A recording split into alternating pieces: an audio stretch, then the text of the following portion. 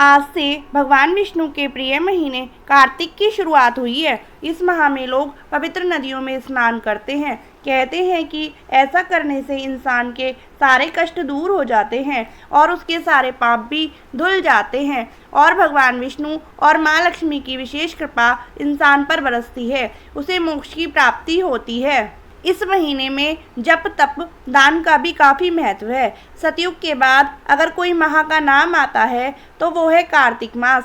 माना जाता है कि इस माह की पूर्णिमा वाले दिन तो भगवान भी धरती पर उतर आते हैं। इस माह में पवित्र नदियों में स्नान किया जाता है, इसलिए इस दौरान काशी प्रयागराज जैसे तीर्थ स्थलों पर जमकर भक्तों की भीड़ देखी जाती है। लेकिन अगर आप किसी कारणवश पवित्र नदियों तक नहीं पहुंच पाते हैं तो परेशान होने की ज़रूरत नहीं है, क्योंकि आप अपने नहाने वाले जल में गंगा जल की कुछ बूंदें मिला सकते हैं।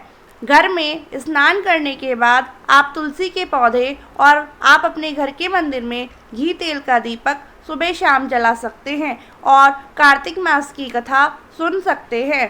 कार्तिक मास में प्रतिदिन सूर्योदय से पहले किया गया स्नान 1000 गंगा स्नान के बराबर माना गया है।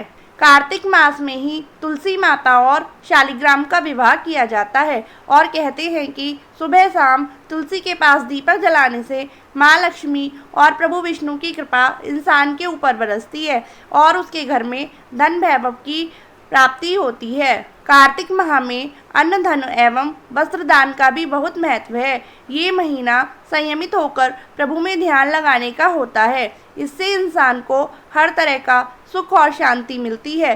भक्तों का सीधे साक्षात्कार श्री हरि से होता है, इसलिए लोग इस माह का बेसब्री से इंतजार भी करते हैं। स्नान के बारे में महर्षि अंगिरा ने कहा है कि अगर आप स्नान करने गए हैं तो हाथ में कुशा लेकर स्नान करें, जिससे आपको कर्म फल की प्राप्ति हो। इसी प्रकार आप अगर दान कर रहे हो तो आप अपने हाथ से पहले जल दान करें और फिर किसी और चीज़ का दान करें। इससे आपके सारे पापों का अंत तो होगा ही, साथ ही आपकी हर इच्छा भी पूरी होगी।